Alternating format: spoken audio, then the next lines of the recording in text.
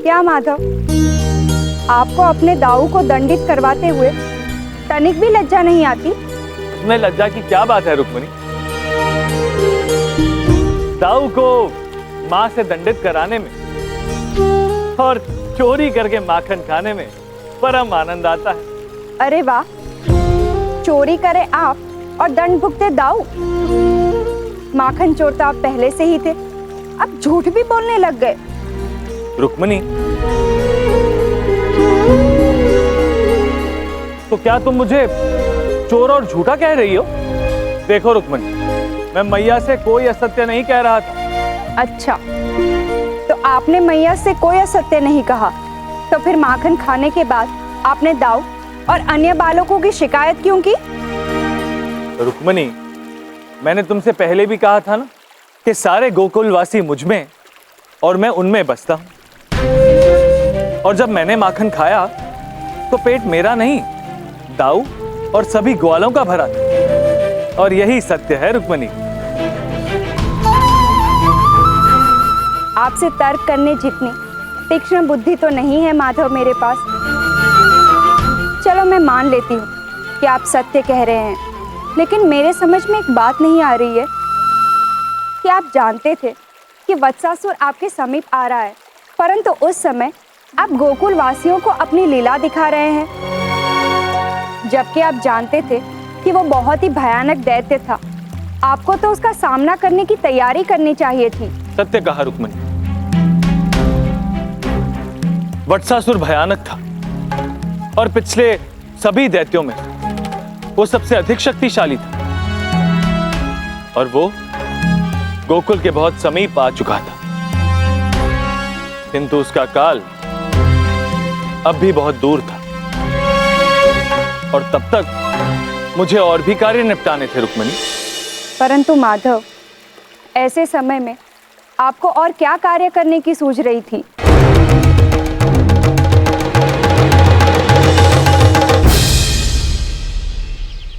नंदराज को मेरा प्रणाम। प्रणाम उपनंद। कहो, क्या सूचना है? उन दोनों ग्वालों का कुछ पता चला? नहीं नंदराज, हमने गांव के कोने कोने में ढूंढ लिया, किंतु सुशील और मनोहर की कोई सूचना नहीं मिली। उपनंद, पता लगा कि अंतिम बार उन्हें गांव के किस तरफ देखा गया था। पता नहीं उनके परिजनों पर क्या बीत रही होगी आर्य। मैं जानता वो बहुत चिंतित है, किंतु चिंता करने से क्या होगा? हमें पूरा प्रयत्न करना होगा उन दोनों ग्वालों को ढूंढने का। हो सकता है कि वो किसी संकट में हो और उन्हें हमारी सहायता की आवश्यकता हो, इसलिए हमें प्रयत्न करना नहीं छोड़ना है।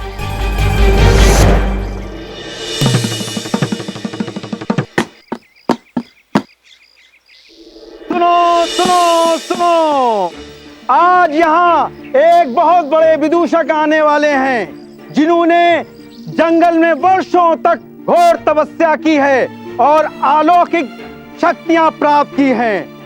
अपने अलौकिक शक्तियों के माध्यम से आप लोगों की सहायता करना चाहते हैं। समद नामक विदूषक ने आपकी सेवा के लिए ये गोकुल गांव चुना है। आपको मुझ पर विश्वास नहीं हो रहा है तो आप खुद अपने नेत्रों से देख लीजिए। आप लोगों से अनुरोध है कि आप उनका स्वागत करतल ध्वनि से कीजिए।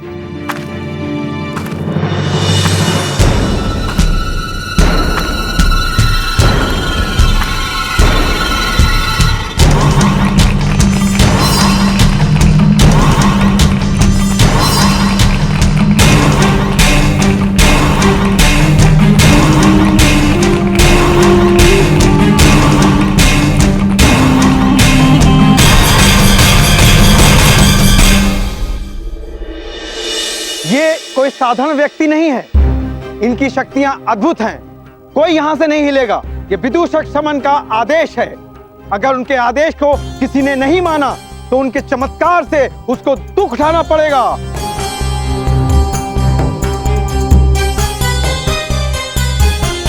अब आप देखिए उन पत्थरों को, कैसे मैं उन पत्थरों को लड्डू बना देता हूं।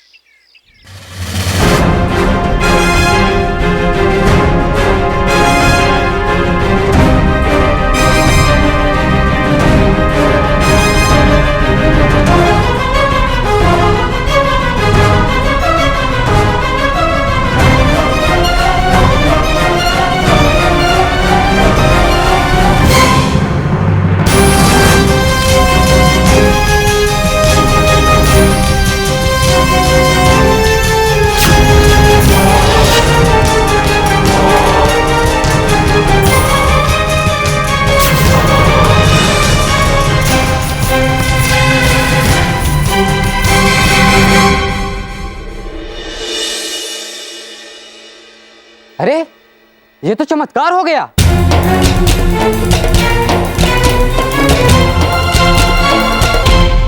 अब आप सभी हो जाइए तैयार कि अब मैं करने वाला हूं अपना अगला चमत्कार।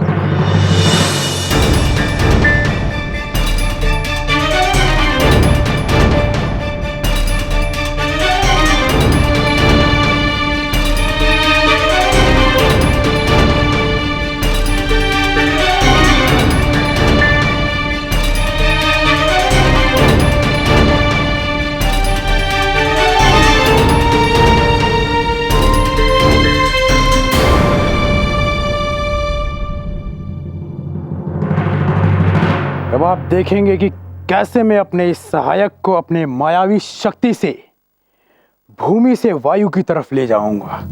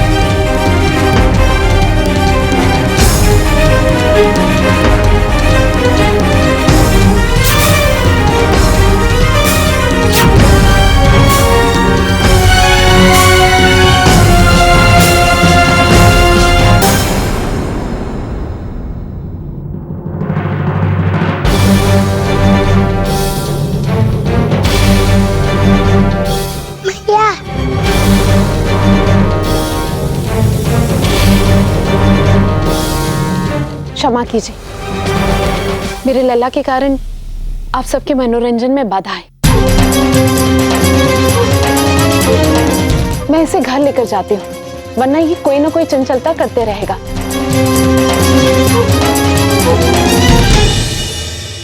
वैसे भी मुझे घर पे बहुत सारा काम है। अरे मैया, मुझे भी तेरे चमत्कार देखना है। कान्हा, मैंने कहा ना, मुझे घर शीघ्र ही लौटना है और तुझे अकेला तो मैं छोड़ने वाली नहीं। चल।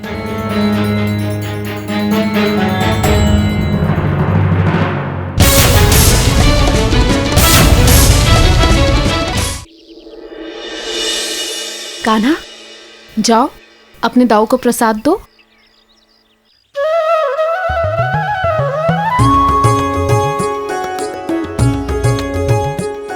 ये तुम्हारी वाली।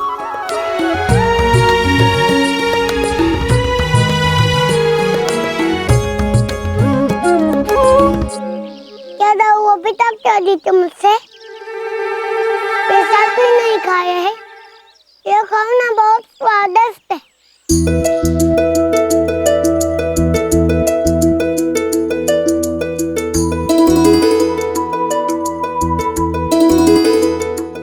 कोई अपने छोटे भाई से इतना गुस्सा होता है बलिया?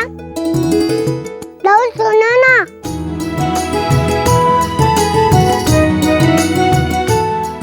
ऐसा मत कर दो।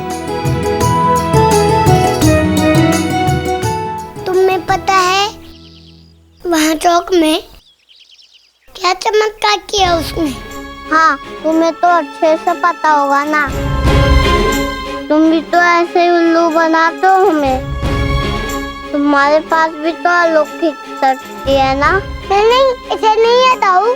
तुम सबसे झूठ बोल सकते हो कान्हा, पर मैं सब कुछ जानता हूँ। मेरे पास भी कुछ अलौकिक शक्ति है, किंतु मैं उनका उपयोग नहीं करता। यदि हमने मनुष्य रूप में जन्म लिया है, उसकी मर्यादा का पालन करना चाहिए। यदि अगली बार कोई चालाकी की तो सोच लेना, मैं तुमसे कभी बात नहीं करूँगा।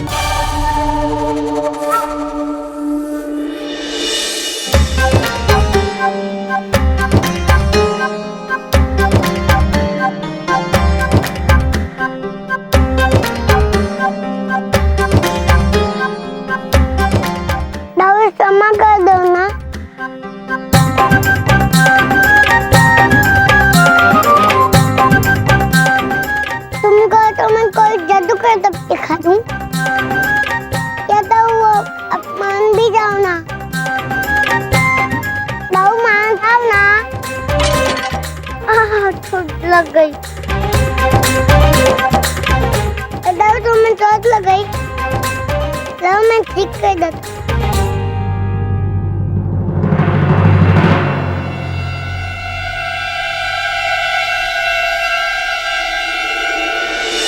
रहने दो कान्हा, ये शक्ति तो मेरे पास भी है। तुम्हारी तो आदत हो गई है क्षण क्षण में माया का प्रयोग करने की। इन दाऊ ऐसा नहीं है।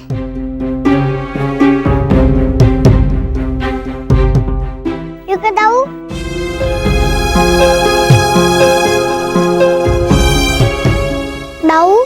आपको मेरी शक्ति का प्रयोग करना अनुचित लगता है तो मैं आपको वचन देता हूँ कि मैं पूरे एक दिन कोई भी माया का प्रयोग नहीं करूँगा।